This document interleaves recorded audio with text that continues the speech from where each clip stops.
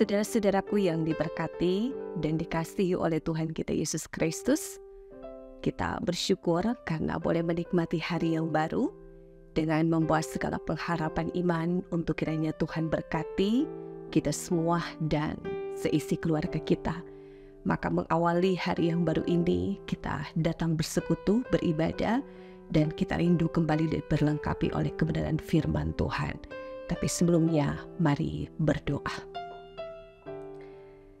Terima kasih Bapa Surgawi ketika kami boleh bangun dengan tubuh yang sehat, kuat, yang diberkati, menandakan Tuhan mengasihi kami dan mengasihi seisi keluarga kami. Di tengah-tengah kami hendak menjalankan tugas dan tanggung jawab kami memohon Engkau menerangi kehidupan kami di dalam kebenaran firman-Mu, supaya kami tetap ada di jalan kebenaran Tuhan, dan kami tetap memaknai kehidupan ini sesuai dengan apa yang dikehendaki oleh Tuhan. Sebisa mungkin hidup kami ini bisa menjadi berkat bagi orang lain. Kami memohon Tuhan, ampuni dan kasihani kami umat-Mu yang berdosa ini, sehingga kami layak untuk datang kepadamu, menikmati perjumpaan kasih sebagai orang-orang percaya yang telah diselamatkan dan diberkati di dalam Yesus Kristus. Kami siap untuk mendengarkan firman-Mu. Ini kami yang berdoa di dalam nama Tuhan kami Yesus Kristus. Amin.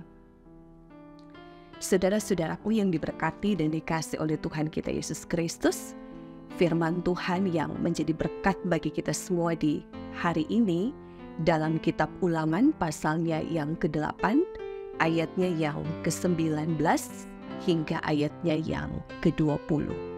Firman Tuhan berkata demikian, "Tetapi jika engkau sama sekali melupakan Tuhan Allahmu dan mengikuti Allah lain, beribadah kepadanya dan sujud menyembah kepadanya, aku memperingatkan kepadamu hari ini bahwa kamu pasti binasa. Seperti bangsa-bangsa yang dibinasakan Tuhan di hadapanmu, kamu pun akan binasa, sebab kamu tidak mau mendengarkan suara Tuhan Allahmu." Saudara-saudara yang dikasihi dan diberkati oleh Tuhan kita Yesus Kristus, melalui bacaan firman Tuhan hari ini, mengangkat tema bijak mendengar firman agar tidak binasa. Keluarga Kristen yang dikasihi dan diberkati Tuhan Yesus, jika seseorang lupa sesuatu, itu adalah hal yang manusiawi. Karena tidak ada seorang pun di dunia ini yang sempurna. Nobody's perfect. Berbeda dengan orang bebal. Bebal adalah orang yang kurang bijaksana, sukar mengerti atau tidak mau mengerti. Rasul Paulus mengatakan orang bebal kebalikan dari orang bijaksana atau orang arif. Sehingga dalam kitab Amsal pasalnya yang pertama ayatnya yang ke-22 bagian C mengatakan bahwa orang bebal benci kepada pengetahuan. Pemazmur mengatakan orang bebal berkata dalam hatinya, tidak ada Allah, busuk dan jijik perbuatan mereka, tidak ada yang berbuat baik. Nah, keluarga Kristen yang dikasihi dan diberkati oleh Tuhan kita Yesus Kristus, orang bebal disebut orang fasik. Fasik artinya seseorang yang melakukan perbuatan dosa besar atau melanggar norma-norma agama secara terang-terangan. Orang fasik menurut Alkitab adalah mereka yang berdosa namun tidak mengakui dosanya. Dalam arti lain, orang fasik disebut juga sebagai orang yang tidak beriman. Mereka mengetahui keberadaan Tuhan Allah, namun enggan mematuhi firman-Nya. Tuhan mengenal jalan orang benar, tetapi jalan orang fasik itu menuju kebinasaan. Orang fasik melihatnya lalu sakit hati, ia menggertakkan giginya lalu hancur. Keinginan orang fasik akan menuju kebinasaan. Keluarga Kristen yang dikasihi dan diberkati oleh Tuhan kita Yesus Kristus, firman Tuhan hari ini mengingatkan umatnya agar jangan menjadi orang bebal dan jangan menjadi orang fasik dengan melupakan Tuhan Allah dan mengikuti Allah lain. Apalagi mengikuti keinginan daging dan menganggap Tuhan Allah tidak ada seperti bangsa kafir. Akibatnya akan binasa. Dalam konteks Alkitab, istilah binasa seringkali merujuk pada kehancuran atau malapetaka yang dialami oleh seseorang atau suatu bangsa sebagai akibat dari pelanggaran terhadap kehendak Tuhan Allah. Ini bisa mencakup bencana alam, perang, kelaparan, kegagalan, penderitaan lain, sebagai mana tentunya ini kita lihat sebagai bentuk hukuman dari Sang Ilahi. Binasa sering terkait dengan konsep keadilan ilahi dan pentingnya hidup sesuai dengan firman Tuhan. Sebagai keluarga Kristen yang adalah umatnya, diingatkan agar jangan melupakan, jangan mengabaikan perintah Tuhan Allah melalui firman-Nya dalam Alkitab, agar kita tidak akan binasa. Saudara, marilah kita rajin untuk membaca firman. Dengarkanlah suara Tuhan Allah dan lakukanlah apa yang dikehendaki oleh Tuhan. Maka hidup kita selalu akan diberkati. Dan kita percaya bahwa ketika kita mau tinggal, hidup, dan berbuah di dalam firman Tuhan, maka disitulah Tuhan akan bekerja, menolong kita kemanapun kita pergi dan berada.